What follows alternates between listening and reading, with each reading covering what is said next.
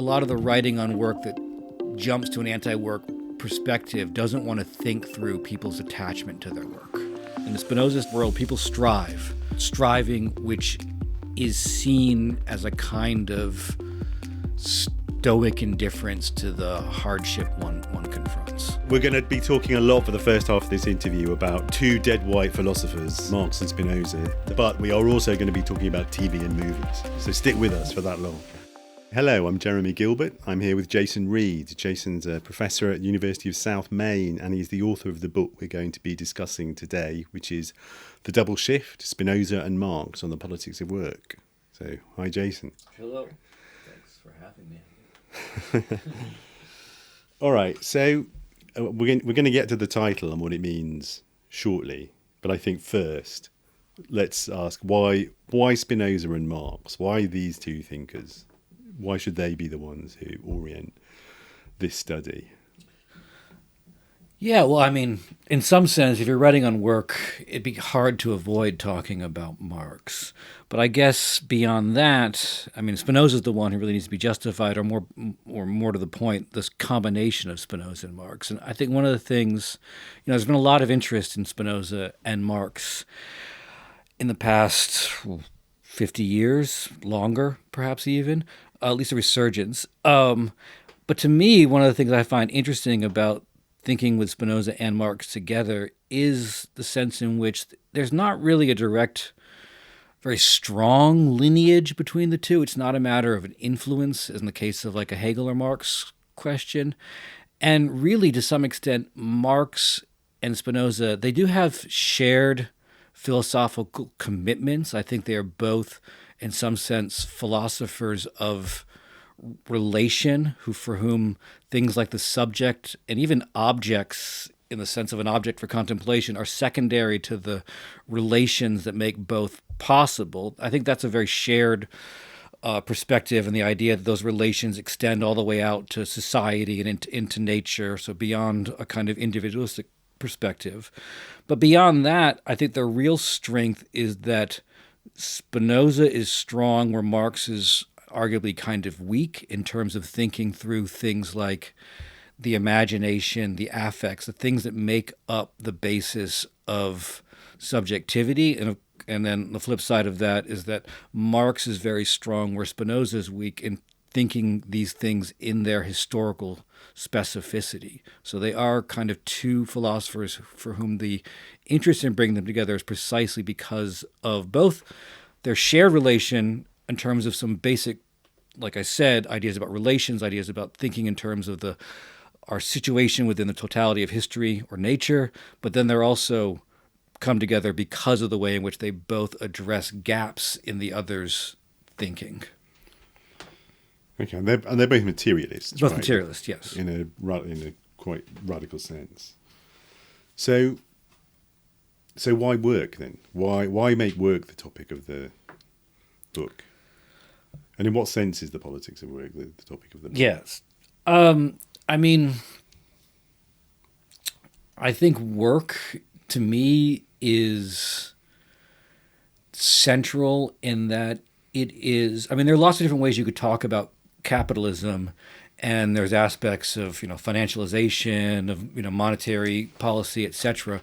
But work is where, for most of us, capitalism is intimately lived and experienced, right? I mean, I do hold to the sort of basic Marxist idea that the capital exists because of the unique properties of work or of labor power as a commodity, both in terms of its ability to create more value than it costs, but also in terms of the way in which it is the way in which capital is intimately lived, or capitalism is intimately lived, in that people might not have, or to the extent that people have interactions with things like financialization and other aspects of capital, it is in and through their struggle to find work or to have control over work.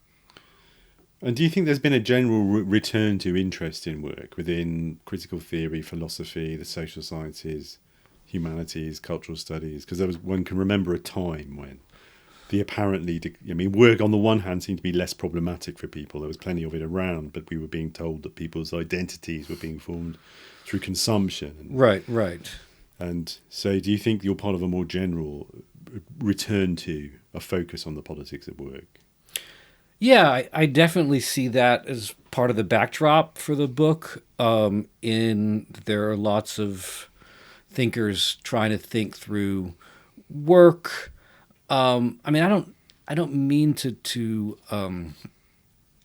because part of my interest in work has to do with the way it is both a site of possible subversion, but also a site of interpolation into capital. Like, work is a very contradictory site. It is both the place of possible contestation, but insofar as people are encouraged or molded to see themselves as workers, to understand their identity as workers, to understand their value as workers, that can also be a place where people become sort of incorporated into capital. And it's precisely the contradictory nature of work as both a site of subjection and subversion that I think makes it interesting. And to some extent, speaking more historically, I do think there is, I mean, in broad terms, I feel like work is simultaneously more precarious in the sense that people, at least, and I think one has to be careful with precarity. By precarity, I primarily mean the sense people have that their possibility for work might disappear, rightly or wrongly. And so, but the precarity of work, in some sense, makes people invest more of their time and their subjectivity into work, right? You hear all this discussion about like the idea that one needs to see oneself as almost like a worker 24/7. One needs to have like a hustle or a grind mindset or whatever the case may be, and that work becomes all the more prevalent at the exact moment when it becomes either possibly precarious or precarious in the sense that it no longer does what it's supposed to do, and that just having a job is not enough to reproduce the conditions of one's existence. Right. And there's this, destabilization of any distinction between work and non-work, or between work and entrepreneurship, and such that it seems to be the feature of the grind hustle mindset in this way, that you're supposed to be working all the time, but you're also working in some kind of entrepreneurial manner, so you don't even have the luxury of just turning it off at the end of the day. Right. So what about the title then? So the title is The Double Shift, and the double shift is a phrase you come back to throughout the book and kind of make various usages of. So talk us through the meaning of the double shift. Yeah, I mean, first I was drawn to the phrase because, of course, a double shift or pulling a double often is used, is often how people experience most immediately the increased demand of work and working longer hours or having a side gig or so on. But for me, I really wanted to use this concept of a double shift as the idea that when something occupies both sides of a conceptual divide in our thinking. Like, I mean, even calling the book The Politics of Work is a double shift in that work is simultaneously economic, plays its role within capitalism, but has a political dimension, both in terms of the relations of hierarchy that are internal to the work process, but also in that, there's this line by Christophe de Joux where he says, work is, the centrality of work is at the end of the day, the centrality of its dominance over people's time, right? It's central to how people make sense of the world because it takes up so much time that people spend in the world. So that that work is, in some sense, political because it is in and through work that we have our sense of what is politically possible and politically desirable. So the first double shift is between economics and politics.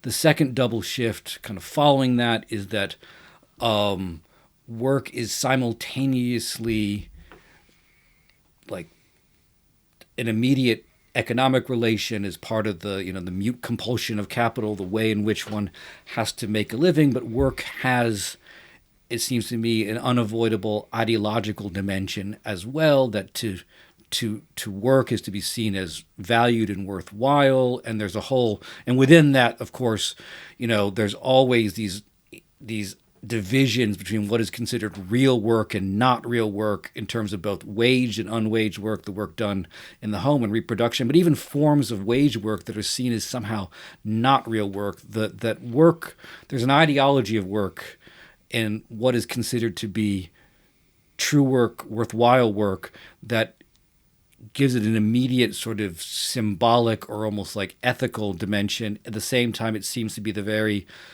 instance of something that is, not at all symbolic, but directly and immediately material.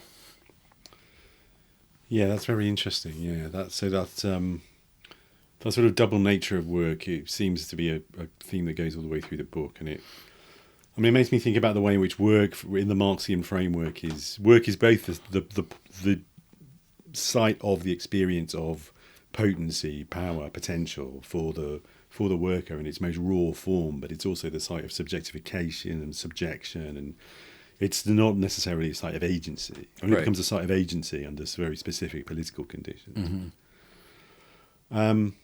And to some extent, the work of capitalism is always to prevent those political conditions from arising.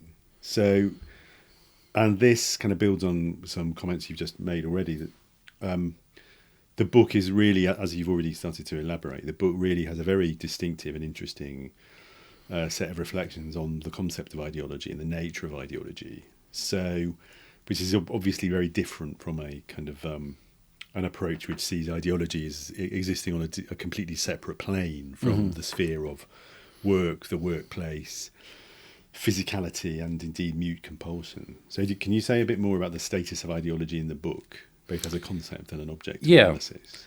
In some sense, a lot of the book is an attempt to rethink the concept of ideology. And in doing so, I kind of orient myself around some of the basic components of Marx's initial definition that are then kind of infused with sort of Spinoza's sensibility. So what are the basic aspects, right? The first fundamental notion underlying ideology is life determines consciousness.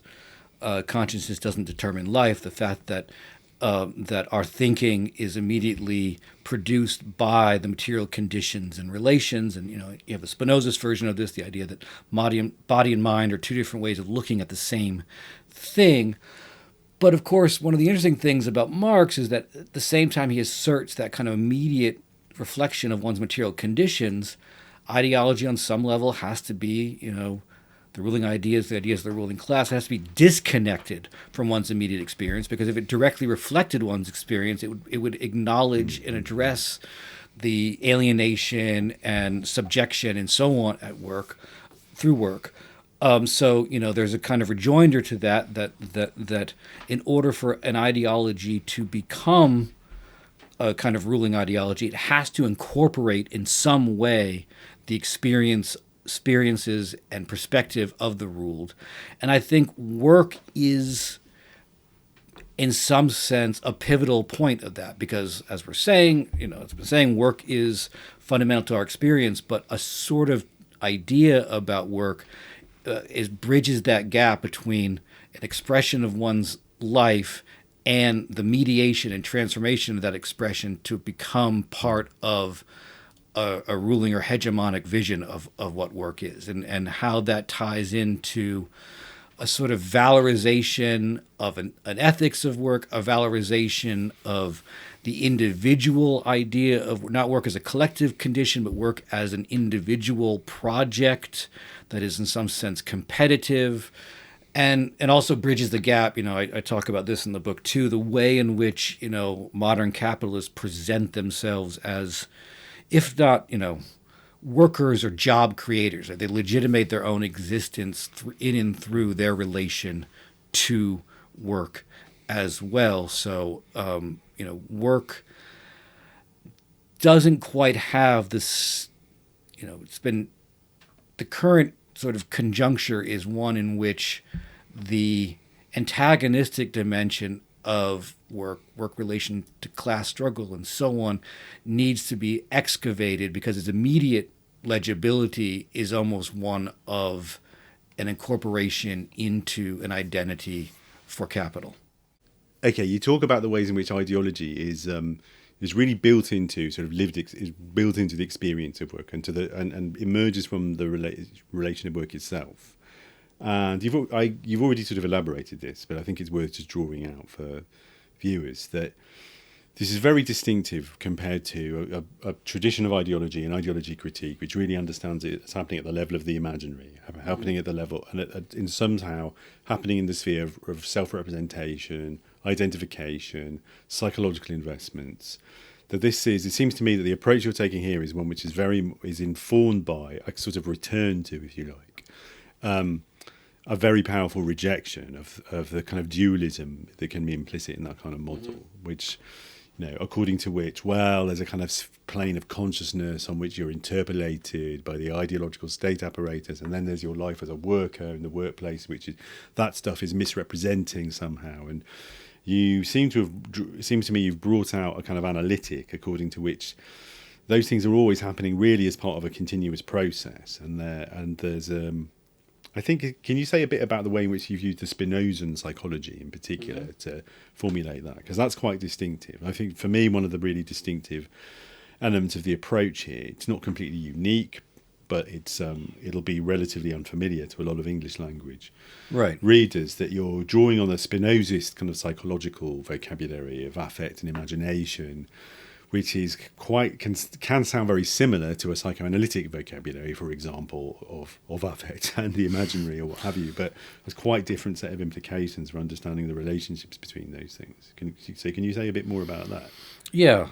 I mean, I think for Spinoza, it's fundamental that we humans, like most things, we are striving to, maintain and persevere in our existence.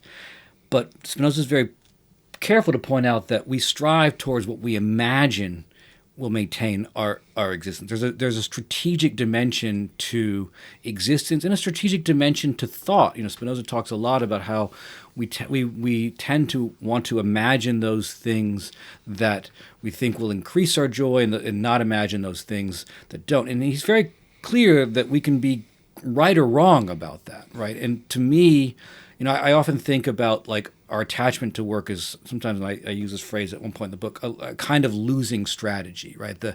There's a sort of idea that, I think a lot of people in the U.S. and in other parts of the world have embraced with the precarity and uncertainty and declining wages of work, this strategy of, well, I will hustle. I'll work harder.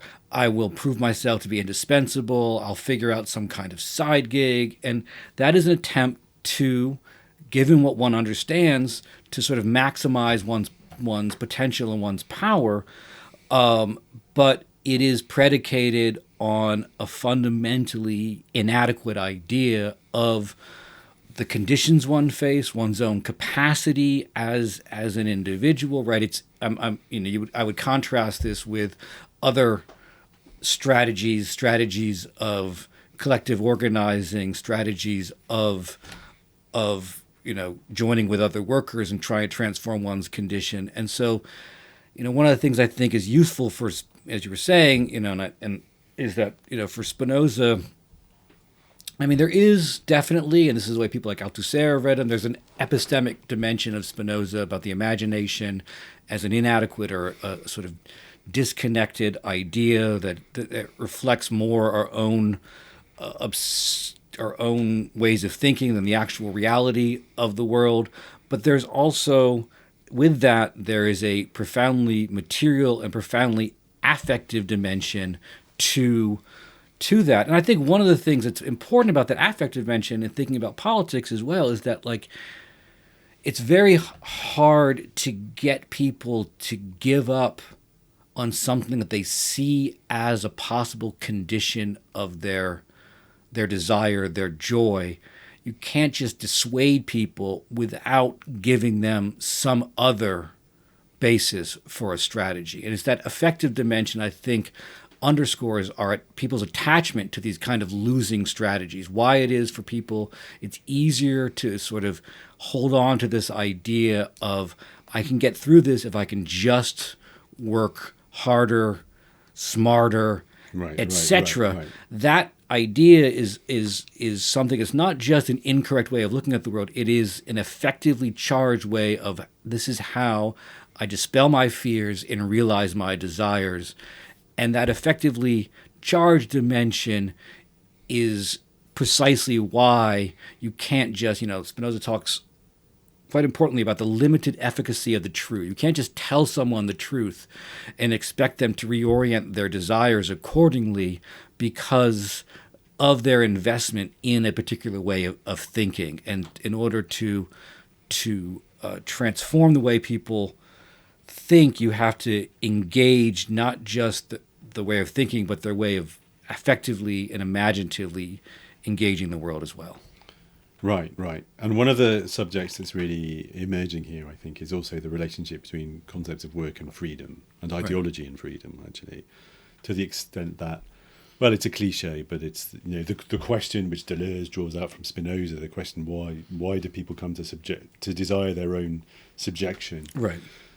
Which is kind of what you're talking about with the adoption of a hustle and grind as a relationship to the world, which is a form of self-subjection. Right.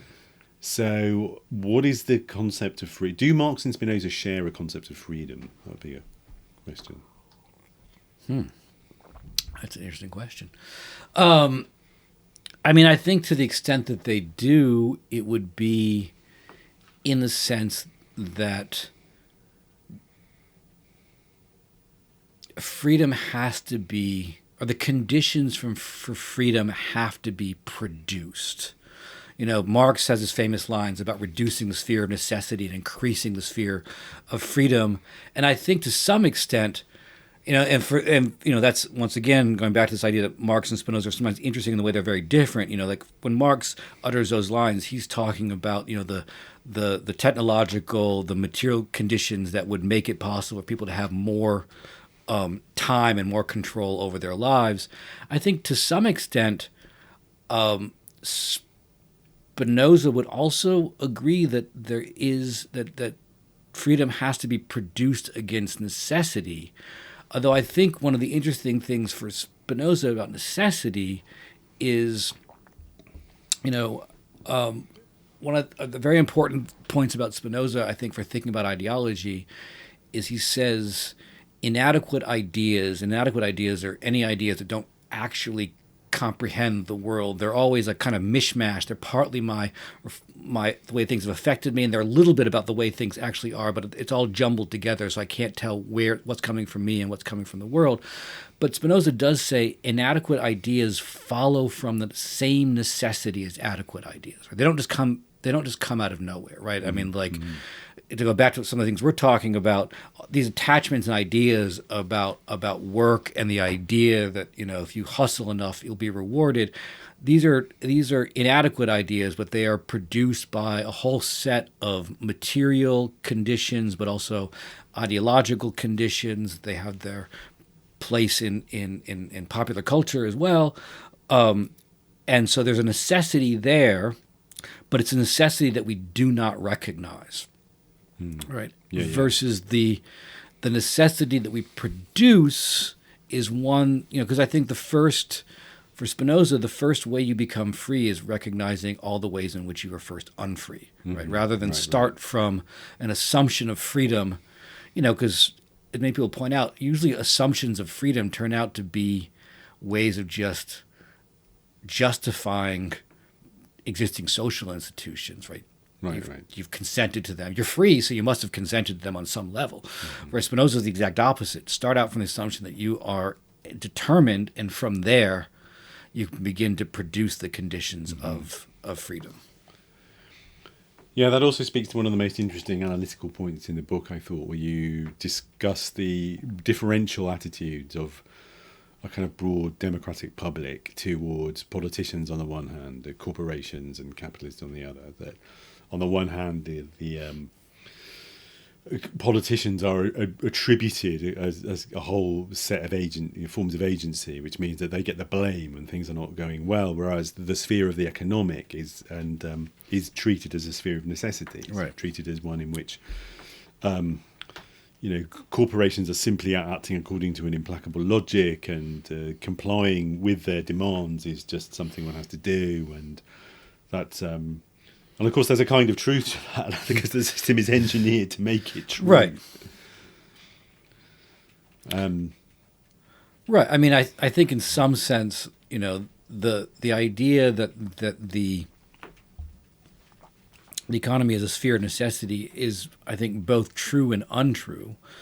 It is true in the sense that it, as you said, it does have the structure and things happen following each other in a sort of law-like manner. But I think the other point that Marx would make, in the sense that law-like manner is itself a social historical product, and to some extent it is.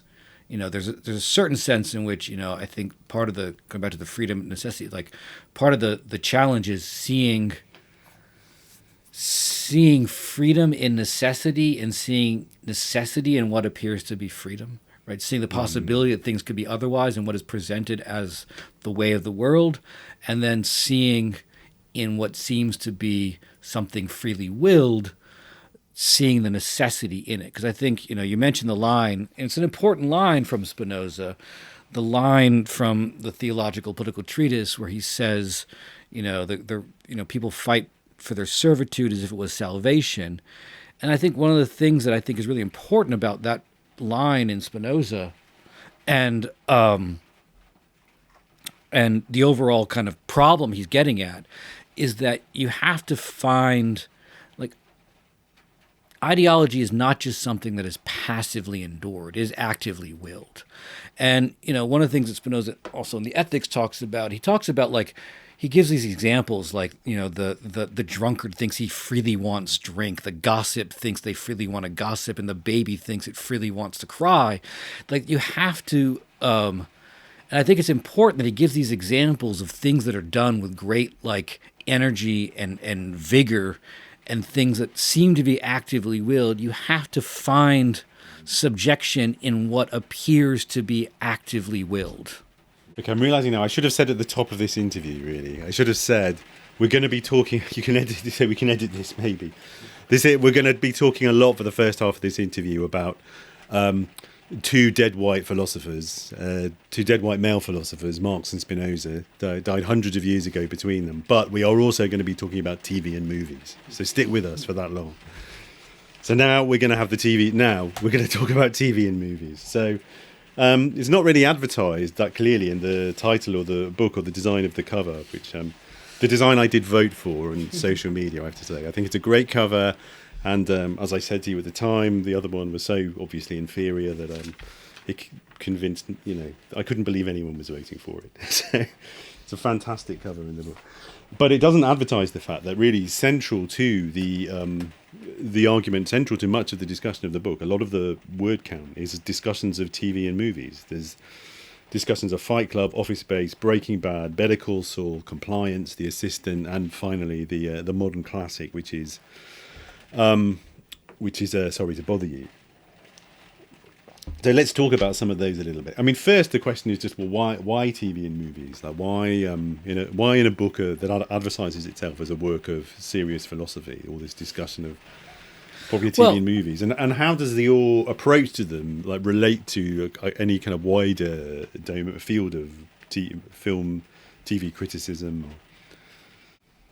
Yeah, I mean, I guess part of the reason is, really fundamentally, we talked about Marx's definition of ideology, but, in Spinoza talks about, the imagination, or what he calls the first level of knowledge, inadequate knowledge, and he says it comes from both things immediately experienced, and that's where obviously work is something immediately experienced, but he also said it comes from signs.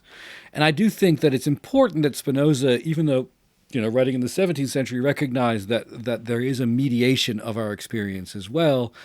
And I think that pushing further, of course, in the 21st is that for Spinoza, the signs were things like scripture and these sort of things, but we have a much more like, put it just fundamentally, part of the reason I talk about movies and TV is movies and TV are part of the way people make sense of their world as well.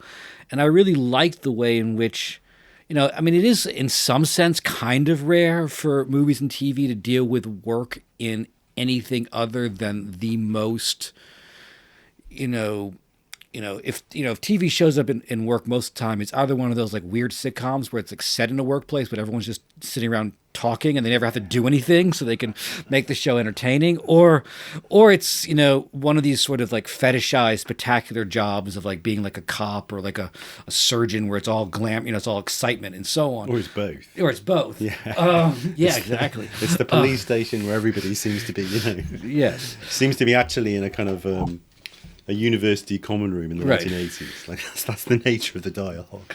But there are moments where work does appear, and one of the things that interests me is the way in which some of the discussions of work in film and TV either mirrored or had some relationship to some of the critical vocabulary out there. For example, one of the, influential works on work, David Graeber's Bullshit Jobs, and you can find elements, and part of David Graeber's argument is this idea that, there are these jobs that are particularly pernicious because the people doing them finds them to be pointless. And I think he sees that as another layer of almost like of alienation, right? Not just alienation that you can't control what you do, and you don't benefit from what you do, but you don't even see the point of what you do. And one of the things I think is interesting is you can find elements of this idea of bullshit jobs in movies like Fight Club and Office Space, where part of their critique of work is the idea that we're doing things that, to quote Fight Club, don't really have to do with survival in the hunter-gatherer sense of the word, right? But I also think that reflection of the theoretical in the pop culture cuts both ways, because I think one of the things I find interesting about some of the critical stuff about work that comes out of pop culture is that it can't really escape this trap of imagining a good job against a bad job. Mm-hmm. It can't escape this idea of, if it's, like Office Space is a classic example. How does that movie end? It ends with the main protagonist leaving the world of computer programming to work construction and saying, it's construction. You get exercise, you get fresh air, you get to hang around with your buds, and that's its solution to the world of work. And to me, that's a solution which probably only makes sense to a cubicle-dwelling computer writers. I'm not, this sort of grass is greener kind of perspective, which I think infuses a lot of the critiques of work, this is how most people criticize work. This is, C. Wright Mills has this line about like people talk about work all the time, but they always talk about this job versus that job and this boss versus that boss, and don't talk about the general structural condition of having to sell your labor power in order to survive. Mm-hmm. And that sort of a constant, grass is greener or juggling of these different perspectives is what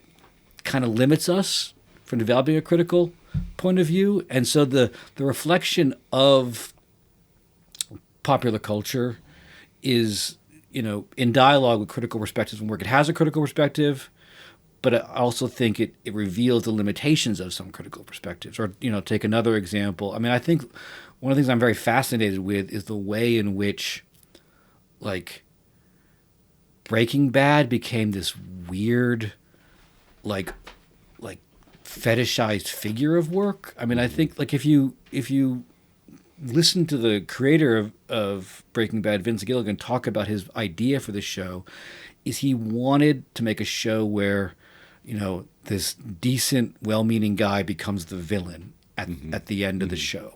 Mr. Chips becomes Scarface. That's his tagline about it. But one of the things that happened in the in getting from point A to point B is it seemed like there was, for a period, this huge identification with his figure of Heisenberg. Right, yeah, sure. He became a pop icon, and he became a pop icon precisely because he tapped into this fantasy that you can be so good at your job that you can eliminate your competition, eliminate the need for your boss. If not, you don't actually get to blow up your boss, but you eliminate the need for your boss, and you become, in some sense, he became a sort of grind set, sort of hustle, folk hero. He's also the white suburban guy who's better at being a drug dealer than the people who've been doing it all their lives and like come from the streets. Yes, exactly. There's a racial politics. They tried to, I think, sort of like deal with that by making the white supremacists the villains in the end, but there is that element to it as well. Yeah. Well, also, Gus Fring should have won. It's self-evidently goes into the domain of dream work at the point where he actually beats Fring. That was my experience of watching the show. Like, I really enjoyed it, but at the point where he's beating Frink, it just looks like it's become a dreamscape. Like it's just become a self-conscious fantasy. But that is. I agree with all that because it is sort of fascinating. Because there was always that kind of diegetic claim that he's the villain, and you're supposed to see him becoming a villain. It was never really borne out by the way in which the show was directed or sort of consumed. It was quite clear that you were kind of cheering him on as he made the best meth in the Southwest. That's really interesting. So what about Better Call Saul as well? Because you were an early champion of that show, and it's a really is it the same or is it different in its I think politics of work? In some ways it is the antithesis to Breaking Bad. I think if Breaking Bad is a story of a person who transforms himself through his ability to work, Better Call Saul can be understood as the person who is undone through his attachment to work.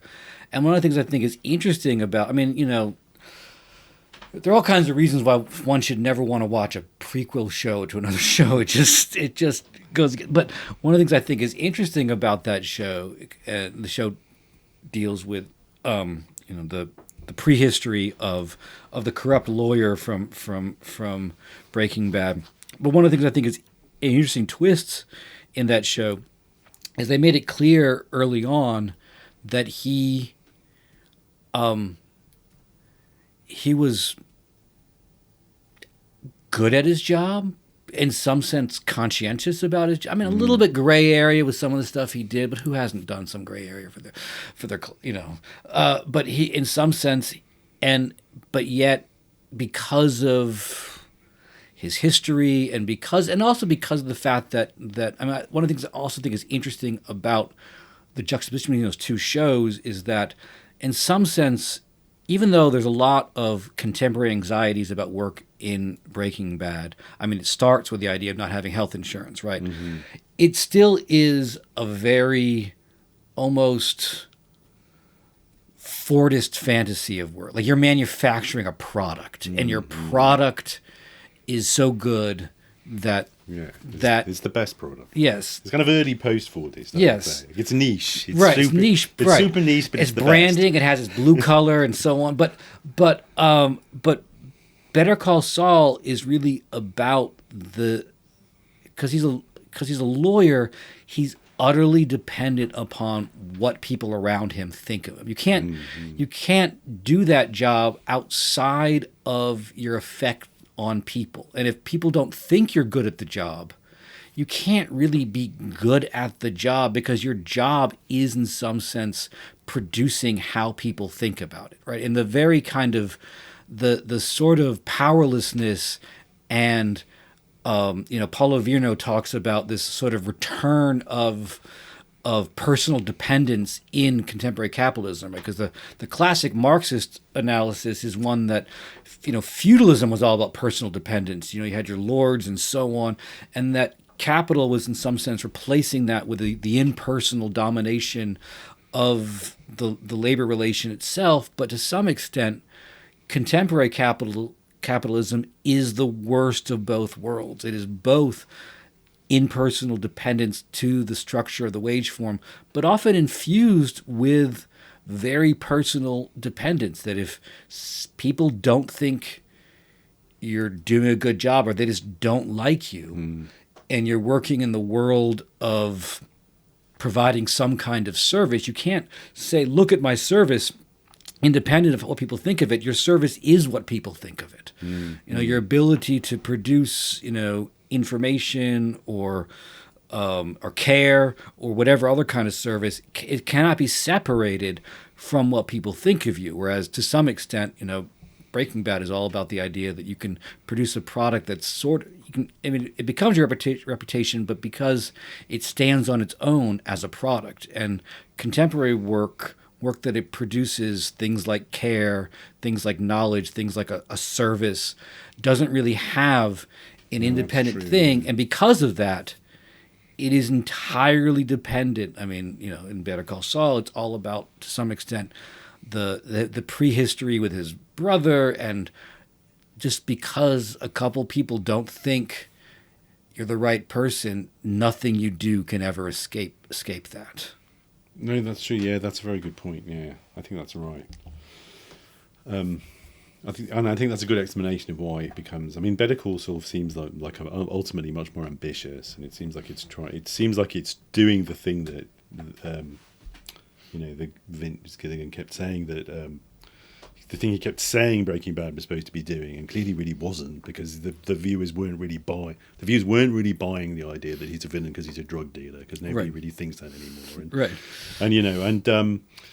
And it didn't, and it looked like and he becomes this Nietzschean Superman. Like, he doesn't lose himself, he finds himself. But Saul, it's all about, he does. You feel like you're watching a story of someone lose themselves, and it's partly, I think you're right, it's because it's very different relationship to work, and this much more contemporary sense of what work actually is, like what work is actually like.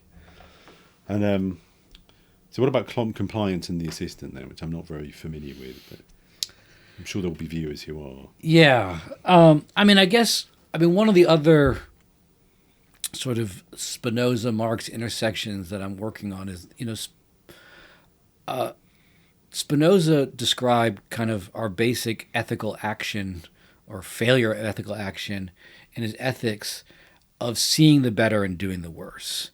And one of the things I think is interesting about that formulation is that, to some extent, capital can be understood as a version of seeing the better and doing the worse. And this is also tied in with those great lines from Marx from the 1844 manuscripts, where he talks about the ethics of political economy and the political economy of ethics. These ideas, these two yardsticks, right? There's one, you want to do the right thing, but doing the right thing often comes at a cost.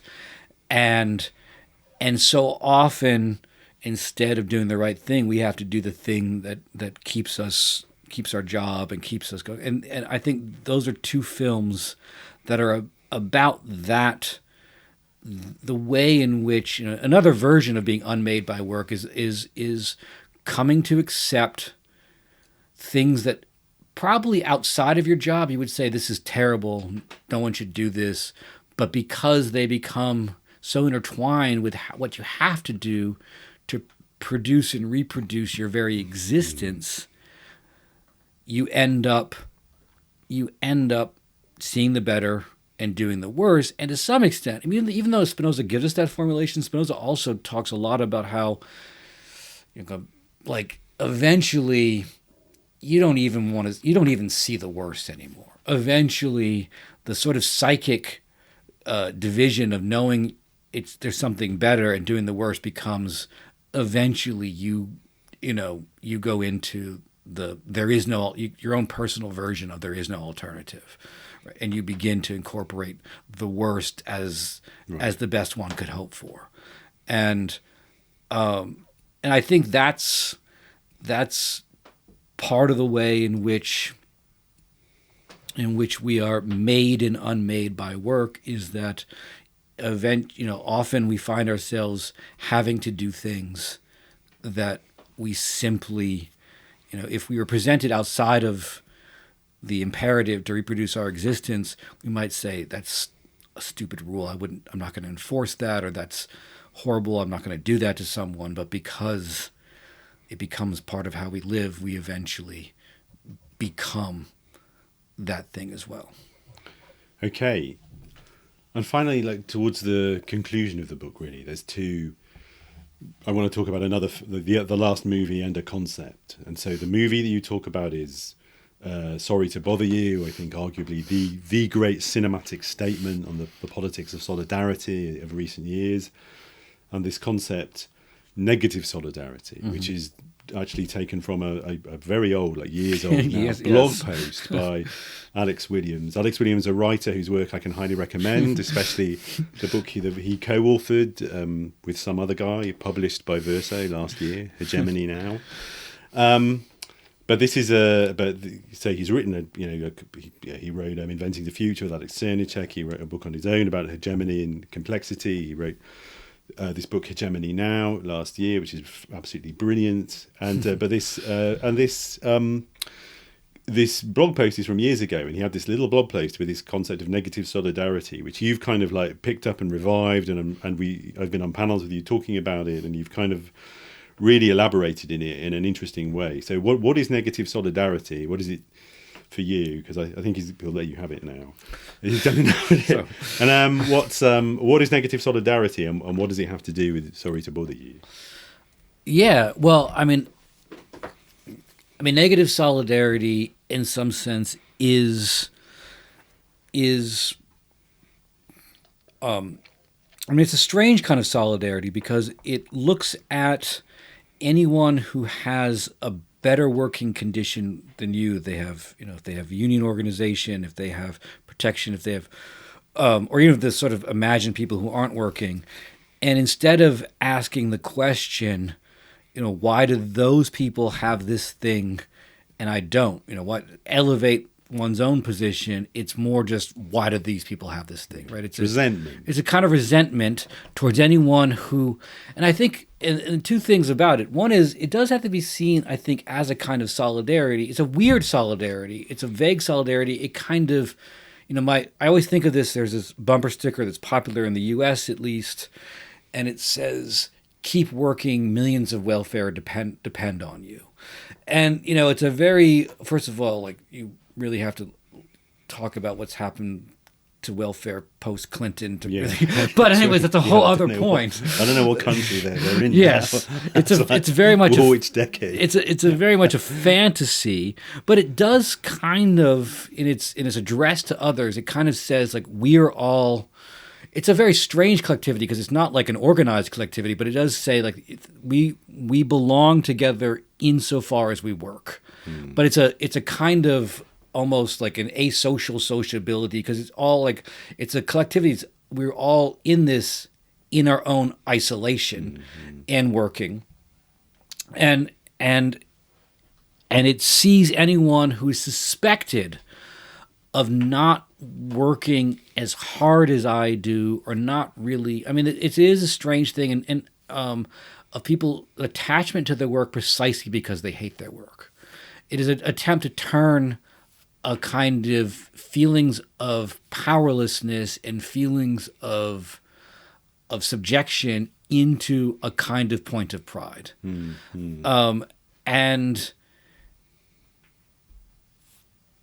and because of that, it's a solidarity which cannot produce any true solidarity. This has been a sticky point for the left going back to the 19th century. Like, Right. What do we do with the fact people have this experience of work, and it's very easy to understand how people develop a sense of self-worth from their ability, their capacity to endure work that they hate on behalf of themselves, their families, etc. But people then become invested in it. People become invested in enduring the work that they Right. hate. And whereas our actual objective is to emancipate them from the work that they hate. And then once they become invested in it, well, there's a problem with telling them, actually, you should disinvest from it. Right. And I do think that, and going back to you want to bring up Sorry to Bother You, I think one of the things that makes Sorry to Bother You a great film about work, better than the other films, Fight Club, Office Space, etc., is that, one, that eventually gets to solidarity, but it also does so through the main character, played by Lakeith Stanfield, Cassius Green, is someone who he does find pride. I mean, he's doing a crappiest job, but he's kind of good at it. He's a telemarketer, and he's kind of good at it. He's very good at it, actually, with the whole white voice thing and everything else. But it is, and in some sense, it drives him. He doesn't collectively engage with other workers. It separates him from everyone else. But I do think, as you were saying, and this is where I do think that a lot of the writing on work that jumps to an anti-work perspective doesn't want to think through people's attachment to their work. And I think that, and the paradoxical nature that attachment takes, it's not just, there is some very good writing about how people are subjected through work that they love, Sarah Jaffe's book, Work Won't Love You Back, and how people who do things like teach or work for nonprofits and so on, it becomes their attachment to their work becomes the basis of their exploitation and so on. But then there's also the paradoxical thing, as we were just talking about, people's attachment to their work precisely because they don't like it. But if they were to confront the fact that it's meaningless, they're, like I was saying earlier, people in the Spinoza world, people strive, and people are in some sense attached to the way in which they strive, and that can include an attachment to striving, which is seen as a kind of stoic indifference to the hardship one confronts. Right. Okay, so final question, I think, out of all that then. What do you think is the future of the politics of work, based on the analysis here? Or what future could we look to emancipate us from our current conditions of unfreedom? Yeah, I think that I think one of the things that you end up thinking about when you start from thinking about this intersection when you work in politics is you end up recognizing, as we're talking about, this kind of vicious circle that people are trapped in. Like, people can only imagine what they can imagine based on their conditions. So, there's this kind of question like, well, can people change their conditions? Well, to change your conditions, you have to imagine the possibility to change your conditions. Spinoza says that no one thinks better of themselves than what is possible, because once you think less of yourself, you become the less self that you think. And so this circle does have, even though it seems to be an ever-tightening one has to be attentive to the multiple places of rupture within the circle. Sometimes we see that sometimes the points of rupture can take a negative sense, and think about some of the ways in which COVID changed people's attitudes towards work when they suddenly realize, oh my God, I'm that expendable. Like, they're willing to just let me get sick and die. And then on the flip side, there's positive possibilities change the relationship to where, what is often referred to right now is a sort of wave of some revitalization of union organizing, in the U.S. is just suddenly seeing and saying, oh, someone can do that, and I do think that, and this is what makes, I think, Sorry to Bother You such a great film, is that Sorry to Bother You recognizes that for most of us, our relationship to work is that of the proverbial boiling frogs, right? Because is that we're all just, it gets worse and worse, but we somehow manage to strive and keep going with the worst and worst, and take some sort of pride in that. And you have to be able to, this is sort of double movement of imagination and action to be able to break that ever tightening circle of boiling water, to mix all the metaphors together. All right, fantastic. Well, book's highly recommended, and I think we'll finish it there. All right, thanks.